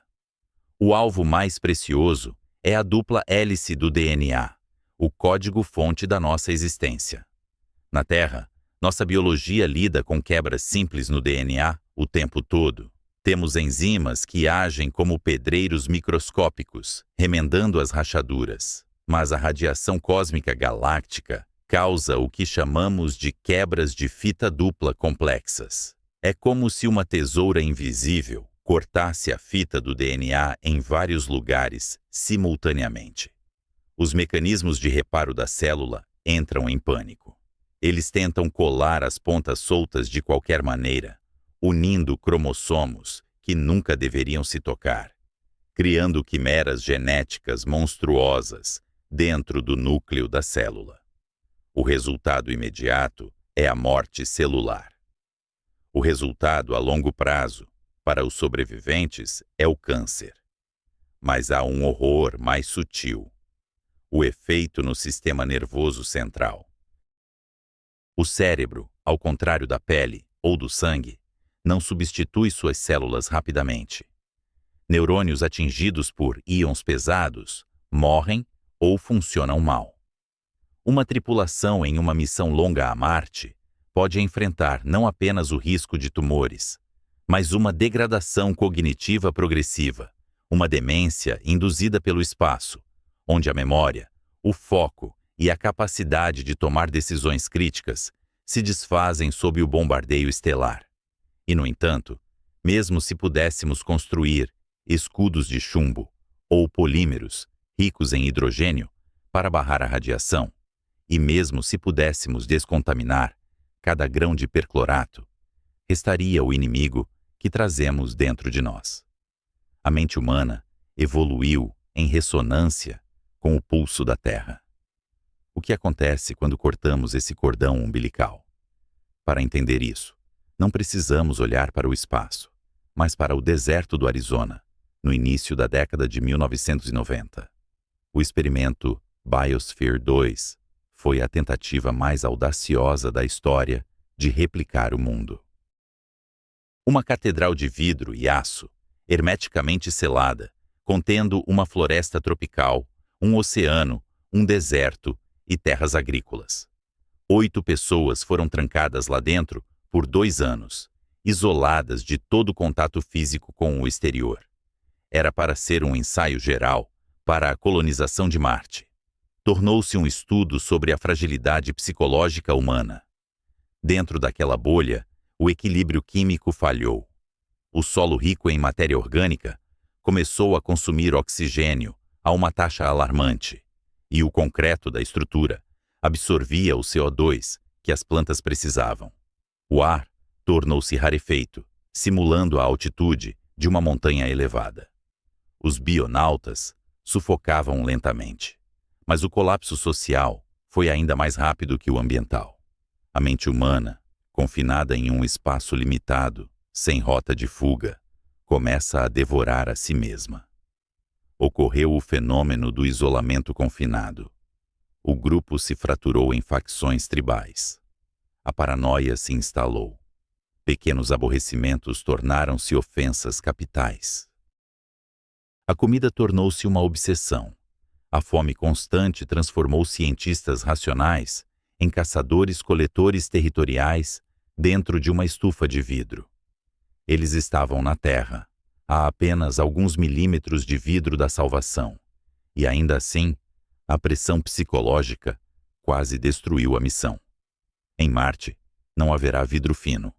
Haverá paredes grossas, sem janelas para o exterior, ou habitats enterrados no subsolo para proteção contra a radiação. O isolamento será absoluto. A Terra será apenas um ponto azul pálido, uma estrela entre outras estrelas, desprovida de características, desprovida de conforto. A latência da comunicação, aquele atraso de até 20 minutos entre uma pergunta e uma resposta, cortará a sensação de presença. Cada conversa com o controle da missão será um lembrete da distância intransponível. E há o tempo. O próprio tempo se rebelará contra nós. O dia marciano, o Sol, dura 24 horas e 39 minutos. Parece uma diferença trivial, apenas 39 minutos a mais que um dia terrestre. Mas para o ritmo circadiano humano, essa diferença é uma tortura lenta. Nosso relógio biológico interno, o núcleo supraquiasmático no hipotálamo, é sincronizado pela luz do Sol terrestre. É um ciclo ancestral gravado em nossos genes. Em Marte, sem a luz intensa e as pistas ambientais da Terra, o corpo entra em um estado de jet lag permanente. O ciclo de sono e vigília começa a derivar. O sono torna-se fragmentado. A vigília torna-se enevoada. Experimentos com astronautas e voluntários em isolamento mostram que, sem a disciplina rigorosa da luz artificial controlada, os humanos começam a viver dias de 25, 26 horas, desincronizando-se completamente da realidade operacional da missão. A fadiga crônica se instala, e com ela, o erro humano. E em um ambiente onde uma válvula mal fechada ou um cálculo errado significa a morte, o cansaço é tão letal quanto o vácuo. Enfrentamos aqui o verdadeiro abismo da exploração espacial. Não é apenas um desafio de engenharia de foguetes ou de produção de combustível. É o desafio de manter a chama da humanidade acesa em um lugar que parece desenhado para apagá-la. O cosmos não é hostil. Ele é indiferente. Mas essa indiferença se manifesta como uma agressão constante à biologia mole e úmida que evoluiu sob a proteção azul da Terra. O perclorato envenena o sangue. A radiação corta o código da vida. O isolamento fratura a mente. O tempo distorcido quebra o sono. Somos criaturas de um jardim específico, tentando criar raízes em um deserto de ferrugem e radiação. A tecnologia pode nos levar até lá. Podemos construir naves que cruzam o vazio e habitats que filtram o ar. Mas a questão que permanece, ecoando nos corredores silenciosos das nossas futuras colônias, é se podemos levar a nós mesmos sem nos perdermos no processo. Será que o ser humano que sobreviver a Marte ainda será, em essência, humano? Ou a adaptação a este mundo alienígena exigirá que nos tornemos algo diferente, algo mais duro, mais frio, algo forjado na fornalha da sobrevivência a qualquer custo? Enquanto olhamos para as imagens enviadas pelos rovers, vendo as dunas varridas pelo vento e as rochas antigas, devemos ver não apenas um destino, mas um espelho. Um espelho que reflete nossas limitações mais profundas. A conquista de Marte pode não ser sobre plantar uma bandeira, mas sobre redesenhar a definição do que significa estar vivo. Se o solo é veneno e o céu é fogo, então a vida deve se tornar pedra para persistir. Imagine um mundo trancado em um esquife de gelo seco e poeira vermelha. Um cadáver planetário que tem dormido um sono sem sonhos por bilhões de anos. Nas vastas solidões das calotas polares marcianas, o silêncio é tão absoluto que parece ter peso, uma pressão fantasmagórica que esmaga a esperança. Aqui, camadas de dióxido de carbono congelado repousam como pergaminhos antigos, registrando a história climática de um mundo que morreu jovem. Para a humanidade, olhar para essas vastidões brancas não é apenas contemplar uma paisagem alienígena, mas encarar o maior desafio de engenharia já concebido pela mente consciente. Não se trata mais apenas de sobreviver em latas pressurizadas ou cultivar líquens em estufas frágeis. O ato quinto de nossa odisseia exige algo mais. Exige a audácia de deuses. Exige a engenharia da ressurreição. A terraformação, esse conceito que flutua entre a ficção científica e a astrofísica teórica, é, em sua essência mais crua, uma guerra declarada contra a termodinâmica. Marte estabeleceu seu equilíbrio energético muito tempo atrás. É um poço de entropia estável, frio e seco.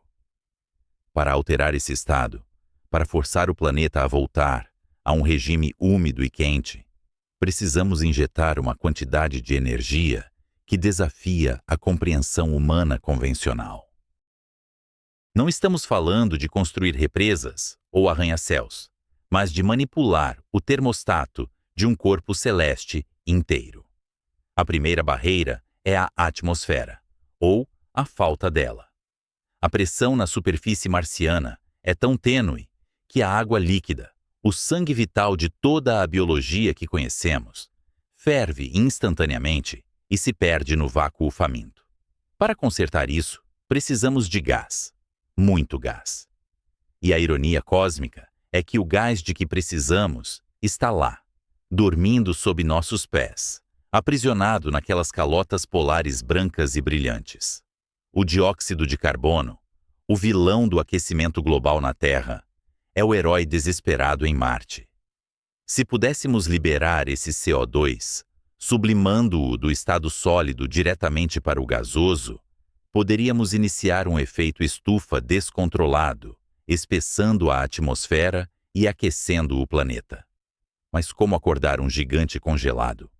Alguns futuristas modernos, movidos por uma impaciência faustiana, sugeriram a solução mais violenta possível: o uso de armas termonucleares.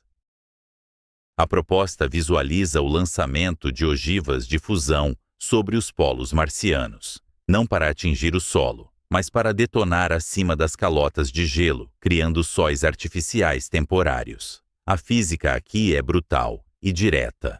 O pulso térmico de uma detonação nuclear é uma injeção maciça de fótons de alta energia e nêutrons rápidos. Essa energia radiante vaporizaria instantaneamente as camadas de gelo seco. Imagine a cena. O céu rosa pálido de Marte sendo rasgado por 2 sóis cegantes nos polos, cogumelos de fogo e vapor subindo até a estratosfera, carregando megatoneladas de gás carbônico e vapor de água. Seria uma ignição planetária. No entanto, a termodinâmica é uma senhora cruel que cobra suas dívidas com juros. O uso de armamento nuclear traz consigo o espectro da precipitação radioativa. Embora as detonações aéreas minimizem a contaminação do solo, os isótopos radioativos poderiam ser carregados pelos ventos globais, transformando o planeta vermelho em um deserto tóxico antes mesmo de se tornar habitável. Além disso, existe o risco do inverno nuclear reverso, onde a poeira levantada pelas explosões bloquearia a luz solar fraca que chega a Marte, resfriando o planeta em vez de aquecê-lo, trancando-o ainda mais fundo em seu túmulo de gelo. Se a força bruta do átomo é um martelo demasiado impreciso, talvez a resposta resida na elegância da luz. A engenharia orbital nos oferece uma alternativa mais sutil, porém titânica em escala. Espelhos. Não os espelhos de vidro que conhecemos, mas vastas estruturas de mylar aluminizado, finas como bolhas de sabão, estendendo-se por quilômetros no vazio do espaço. Esses espelhos orbitais gigantes funcionariam como lupas cósmicas. Posicionados em órbita estacionária, eles capturariam a luz solar que passaria ao lado do planeta e a desviariam, focando-a com precisão cirúrgica sobre as calotas polares. É a lenda de Arquimedes queimando os navios romanos em Siracusa, mas elevada à escala planetária. A física aqui envolve o gerenciamento do albedo, a medida de quão reflexiva é uma superfície. O gelo reflete a luz, mantendo-o frio. Ao focar luz solar concentrada, aumentamos a temperatura local, sem a violência da fissão nuclear, sublimando o CO2 de forma constante e controlada. Seria uma visão de beleza aterrorizante para um observador na superfície, uma nova estrela brilhando no zênite, um olho de luz que nunca pisca, derretendo as geleiras milenares. A liberação de gás aumentaria a pressão atmosférica. O céu mudaria de cor. A temperatura subiria. Mas então, nos deparamos com o paradoxo de Sísifo. Marte não morreu apenas porque esfriou. Ele morreu porque perdeu seu coração. Bilhões de anos atrás, o dínamo interno de Marte, o núcleo de ferro fundido que girava e gerava seu campo magnético, parou. Sem essa magnetosfera protetora, a atmosfera marciana ficou exposta à fúria do Sol.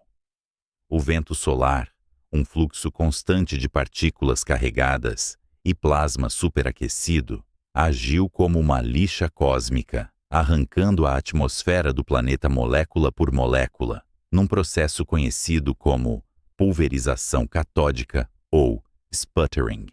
Se reconstruirmos a atmosfera usando bombas nucleares ou espelhos orbitais, mas não resolvermos o problema magnético, estaremos apenas enchendo um balde furado. O Sol, implacável, varreria nosso trabalho árduo de volta para o espaço profundo. Não podemos reiniciar o núcleo do planeta. Essa engenharia está além até mesmo de nossos sonhos mais selvagens. Portanto, se o planeta não pode gerar seu próprio escudo, nós teremos que construir um para ele. A proposta mais audaciosa da magnetohidrodinâmica moderna envolve a criação de uma magnetosfera artificial. Não precisamos envolver todo o planeta em cabos de cobre. A física vetorial nos oferece um ponto de vantagem estratégico, o ponto de Lagrange L1. Este é um local no espaço, situado entre o Sol e Marte, onde a gravidade da estrela e a do planeta se cancelam perfeitamente, criando um poço de estabilidade gravitacional. Se posicionarmos um gerador de campo magnético colossal, neste ponto, um dipolo magnético de potência incalculável, ele agiria como um quebra-mar no oceano de plasma solar. A estrutura física seria modesta em comparação com o efeito que produziria. Um solenoide supercondutor, alimentado talvez por reatores de fusão, geraria um campo magnético que se estenderia e se abriria como a cauda de um cometa, criando uma bolha de proteção na qual Marte orbitaria em segurança. As partículas carregadas do vento solar, obedecendo à força de Lorentz, seriam desviadas ao redor dessa barreira invisível, deixando a atmosfera marciana intacta na sombra magnética. Imagine a complexidade dessa sinfonia tecnológica.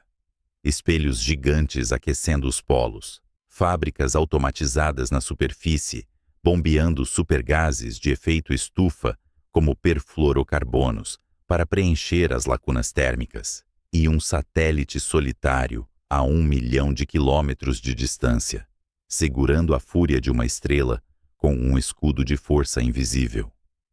Com a pressão aumentando e a proteção magnética instalada, a água líquida poderia finalmente retornar à superfície. Rios antigos, secos há eras, poderiam fluir novamente, esculpindo a poeira vermelha em barro fértil.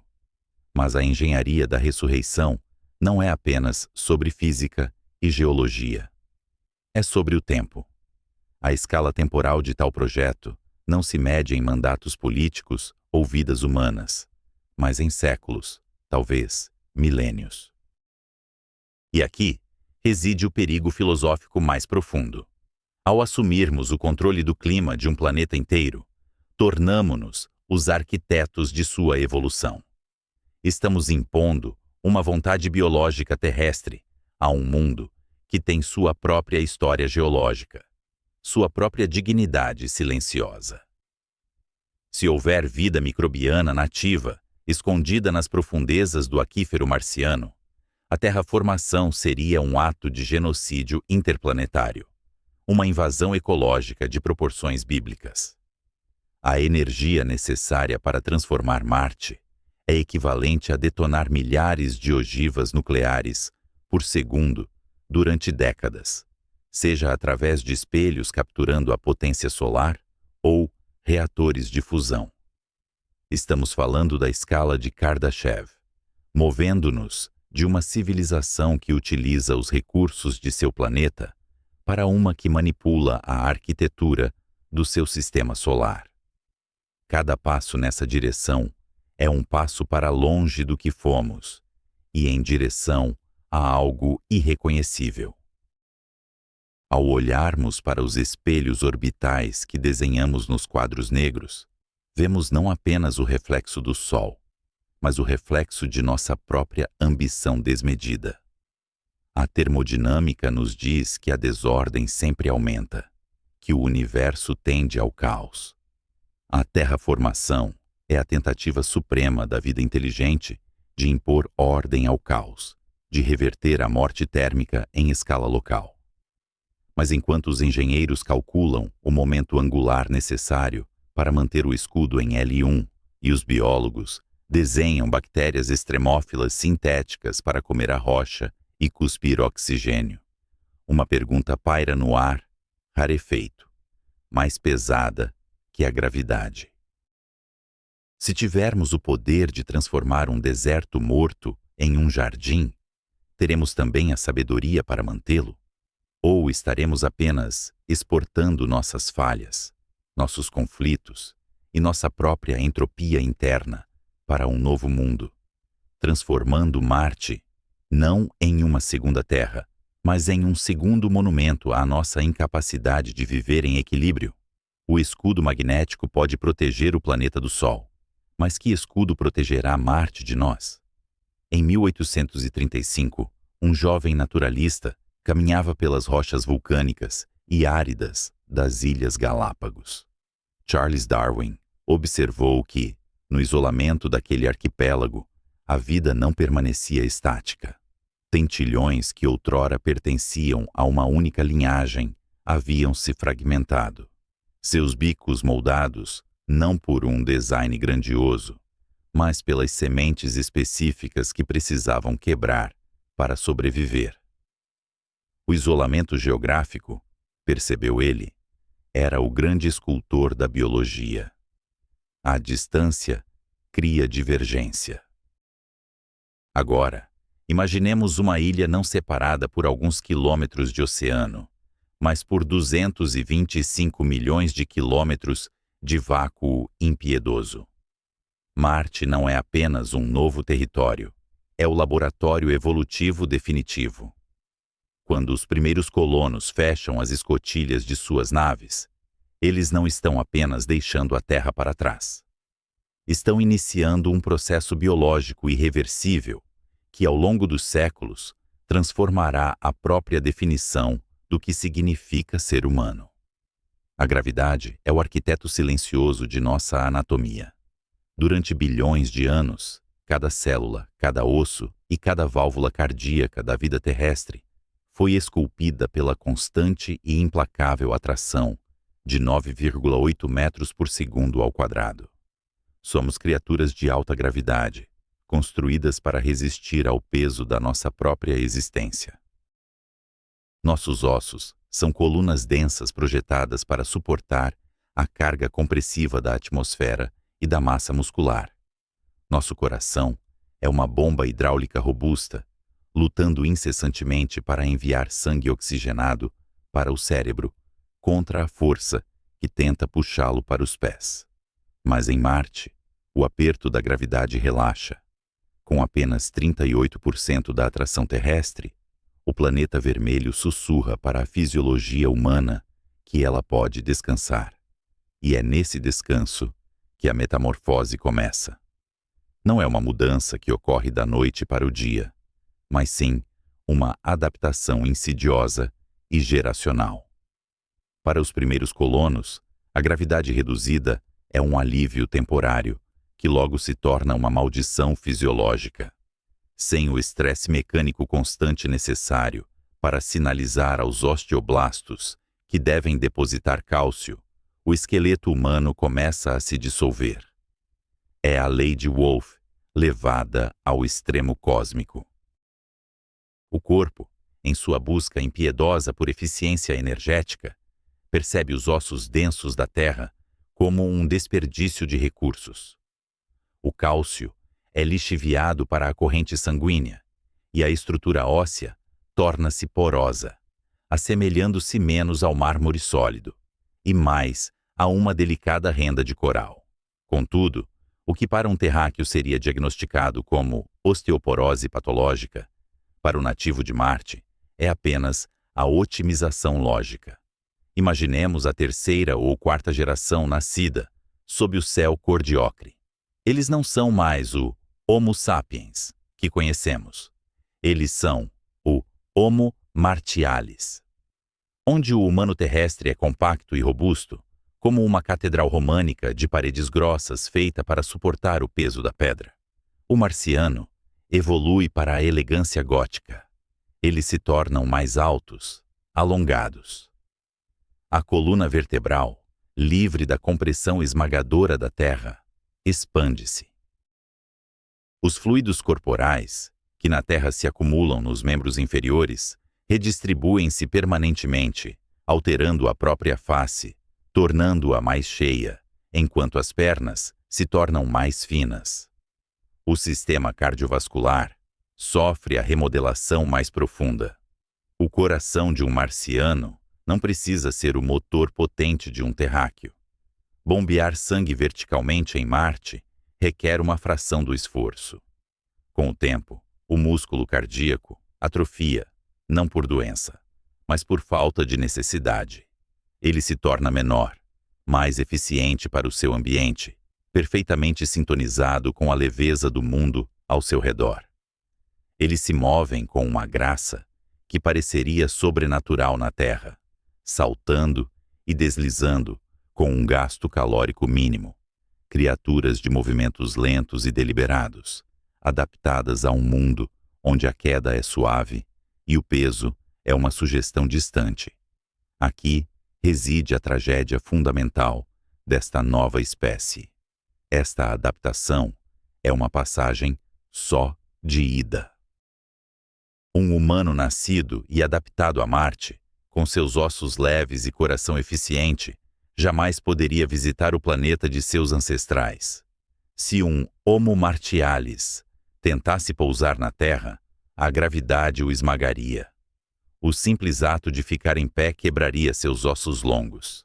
Seu coração, fraco demais para lutar contra a gravidade terrestre, falharia em bombear sangue para o cérebro, resultando em colapso imediato.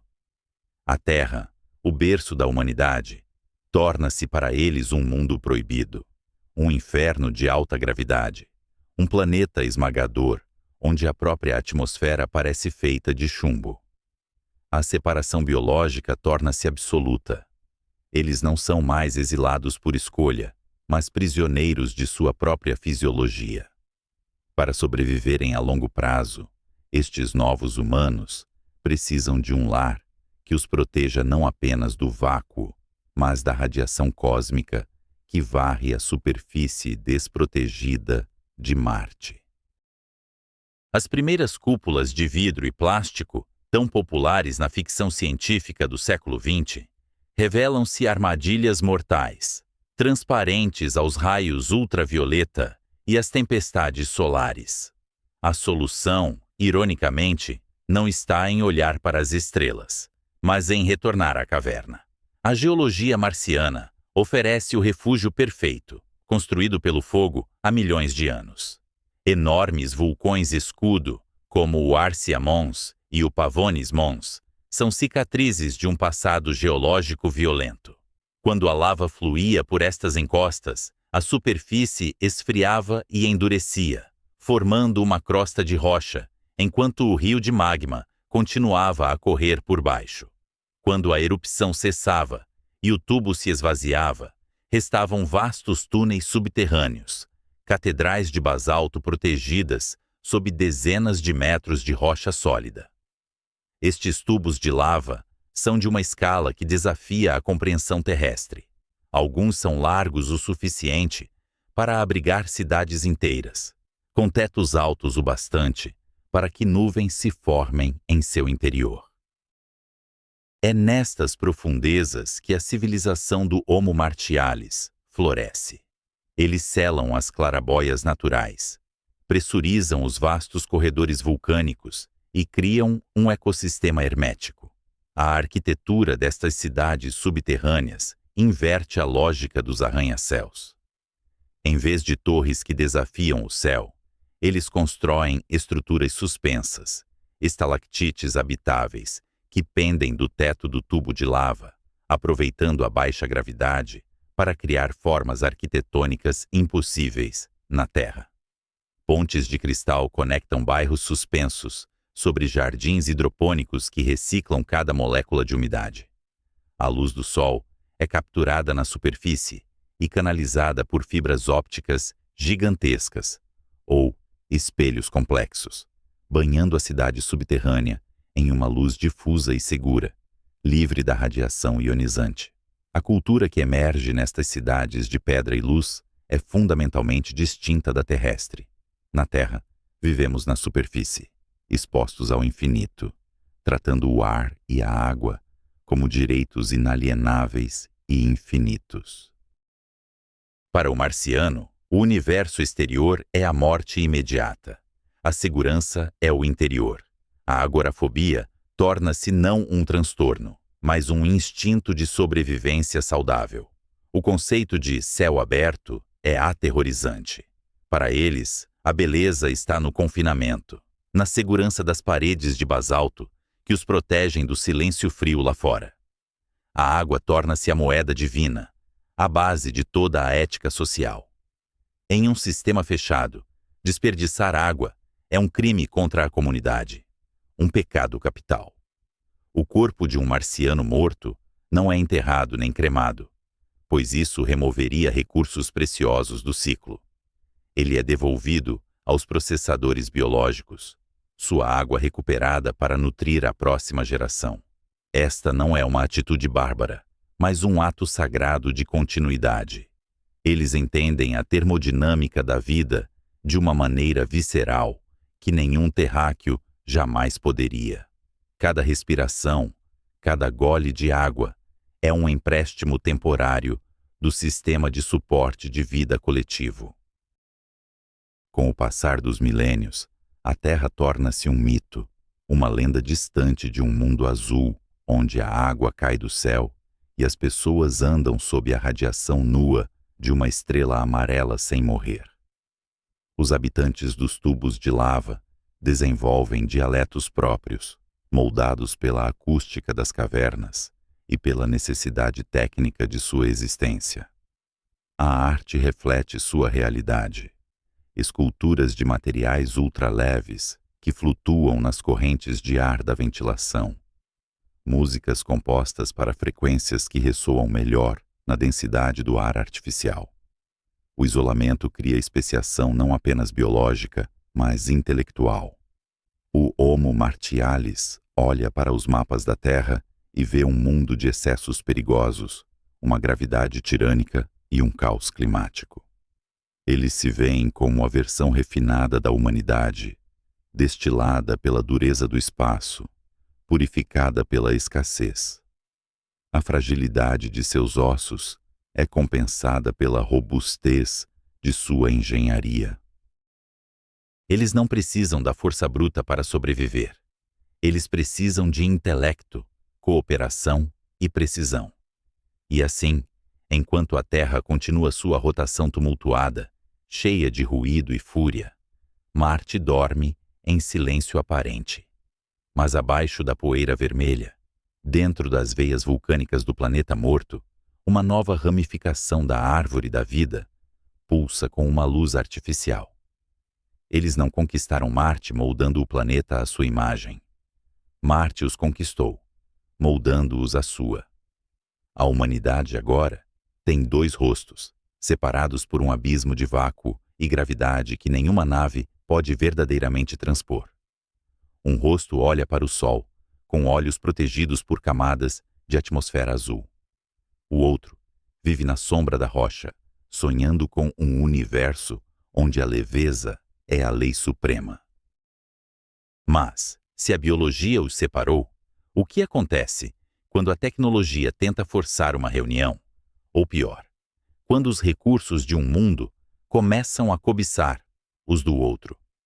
O sistema solar é vasto, mas a natureza da inteligência é expandir-se até encontrar um limite. E o limite final não é a gravidade, nem a radiação, mas o tempo que resta antes que as luzes se apaguem. Sob o crepúsculo de uma atmosfera tênue e empoeirada, uma figura solitária se destaca contra o horizonte ocre. O traje pressurizado é a única barreira entre um corpo frágil de carbono e água e o vácuo quase absoluto que domina a superfície. O Sol, agora reduzido a uma moeda brilhante e distante, mergulha atrás das montanhas de Tarsis, lançando sombras longas e frias que engolem a paisagem. Mas não é para o pôr do sol que esta figura olha. Seus olhos estão fixos em um ponto específico no firmamento escurecido, uma estrela que brilha com uma luminosidade azulada e constante, pairando silenciosamente acima da poeira rodopiante. Aquele ponto de luz não é uma divindade, nem um corpo celeste inerte. Aquele ponto é o berço de toda a história, de todas as guerras, de todos os amores e de cada canção já cantada pela humanidade. A Terra, vista de Marte, é a estrela da manhã, um farol solitário na vastidão indiferente. Ao contemplar essa visão, a narrativa da exploração espacial transcende a engenharia e a geologia para entrar no domínio do existencialismo puro. Carl Sagan, o poeta da ciência cósmica, certa vez nos pediu para olhar para aquele pálido ponto azul de longe, para compreender a nossa insignificância. Agora, a perspectiva se inverte. Olhamos para a Terra não como viajantes que partem, mas como exilados que encontraram um porto seguro, ainda que inóspito. A sobrevivência em Marte deixa de ser uma questão de plantar bandeiras ou extrair minérios e torna-se o ato supremo de desafio contra o silêncio do universo. A premissa fundamental desta expansão não é a glória, mas a redundância. Na linguagem da teoria da informação, a Terra é um servidor único, onde todos os dados cruciais estão armazenados. A história genética de bilhões de anos, a complexidade neural que permite a composição de sinfonias e a dedução da relatividade geral, tudo isso reside em um único disco rígido planetário, vulnerável a tempestades solares, impactos de asteroides ou à própria autodestruição tecnológica da espécie que o habita. Marte representa o backup de segurança. É o segundo disco rígido, instalado em um local remoto, garantindo que, se a biblioteca original de Alexandria arder novamente em chamas, o conhecimento e a consciência não desapareçam na fumaça do esquecimento. Esta é uma apólice de seguro contra a extinção. A vida, em sua essência mais fundamental, é uma luta constante contra a entropia, aquela lei termodinâmica implacável que dita que a ordem deve inevitavelmente decair em caos.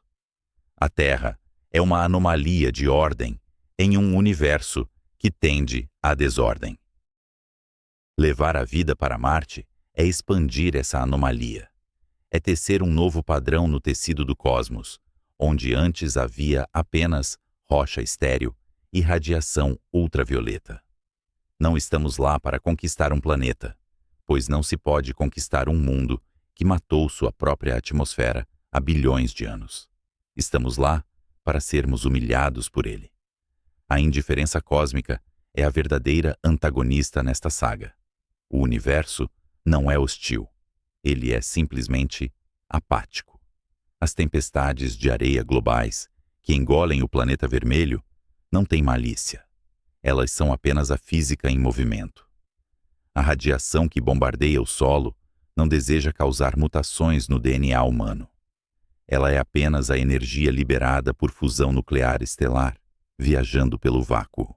Sobreviver em Marte exige que a humanidade abandone a arrogância que a serviu tão bem na Terra, onde nos coroamos mestres da natureza. Em Marte, somos hóspedes indesejados em uma casa que não foi construída para nós. A sobrevivência exige uma adaptação não apenas tecnológica, mas psicológica e espiritual. Imagine as gerações futuras, nascidas sob a gravidade reduzida, crianças que nunca viram um oceano azul ou sentiram a chuva na pele, sem a mediação de um domo de policarbonato. Eles olharão para a Terra no céu noturno com um sentimento que mal podemos conceber. Uma mistura de saudade ancestral e estranhamento alienígena. Para eles, a Terra será um mito, um jardim do Éden, de onde seus antepassados foram expulsos ou escolheram partir. Eles serão os primeiros verdadeiros marcianos, não por biologia imediata, mas por identidade. A sua fisiologia começará a divergir sutilmente, seus ossos se alongando, seus sistemas cardiovasculares adaptando-se a bombear sangue com menos esforço contra a gravidade. A espécie humana, confinada a um único ambiente por 200 mil anos, começará a se ramificar. Esta divergência é o preço da imortalidade da espécie. Para que a consciência sobreviva ao tempo profundo, ela não pode permanecer estática. A migração para Marte é o primeiro passo de um processo evolutivo autodirigido. Deixamos de ser apenas observadores da seleção natural, para nos tornarmos seus arquitetos. Ao injetar a vida em um mundo morto, assumimos o papel de jardineiros em um deserto planetário, cultivando biosferas em bolhas de vidro, protegendo a chama de Prometeu contra os ventos gélidos do espaço. Há uma beleza melancólica na ideia de que a nossa maior realização tecnológica, a viagem interplanetária, nos leve de volta às questões mais primitivas. Quem somos nós? Por que estamos aqui? Se a vida é um acidente químico raro, uma improbabilidade estatística flutuando entre galáxias mortas, então temos a responsabilidade moral de não deixar essa luz se apagar. A consciência é a forma como o universo conhece a si mesmo. Sem olhos para ver as estrelas e mentes para maravilhar-se com sua magnitude, o cosmos é apenas um mecanismo cego e mudo, operando no escuro por toda a eternidade. Nós somos os olhos do universo, e se esses olhos se fecharam na Terra, devem estar abertos em outro lugar. Marte, com suas cicatrizes geológicas e seu silêncio sepulcral, oferece o palco para este próximo ato. Não é um paraíso à espera. É um purgatório que deve ser trabalhado com suor, intelecto e sacrifício. A terraformação é muitas vezes discutida como um problema de engenharia, de liberar dióxido de carbono e aquecer os polos, mas em um nível mais profundo, é um ato de fé. É a crença de que a vida vale a pena, de que a inteligência merece perdurar, além do prazo de validade de sua estrela-mãe. Ao olharmos para o futuro, para os séculos e milênios que se estendem diante de nós, a visão daquele ponto pálido vermelho se torna um símbolo de maturidade. A humanidade, em sua infância, acreditava ser o centro de tudo. Na adolescência, descobriu que estava à deriva em uma periferia galáctica. Agora, ao pisar em outro mundo, entramos na idade adulta. Aceitamos que a segurança não é garantida, que o universo não nos deve nada e que a sobrevivência é uma escolha diária, renovada a cada respiração de ar reciclado. Talvez, daqui a 1000 anos, um historiador marciano escreva sobre os primeiros pioneiros que cruzaram o abismo interplanetário.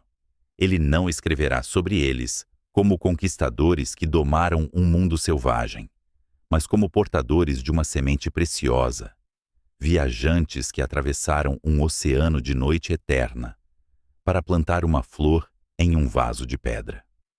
E ao olhar para o céu, para aquela estrela azul brilhante que é a Terra, ele entenderá que a distância não diminuiu a conexão, mas a santificou. A jornada para Marte não é sobre abandonar a Terra. É sobre garantir que a Terra nunca seja esquecida, mesmo que um dia ela deixe de existir. É sobre a continuidade da memória, do amor e da curiosidade. É a afirmação final de que, embora sejamos feitos de poeira de estrelas, somos uma poeira que aprendeu a voar, a sonhar e a desafiar a escuridão. Enquanto a noite cai sobre a planície de Utopia Planitia e as constelações familiares giram em um céu estranho, resta a pergunta que ecoará pelos desfiladeiros vazios, muito depois de nossas pegadas terem sido apagadas pelo vento.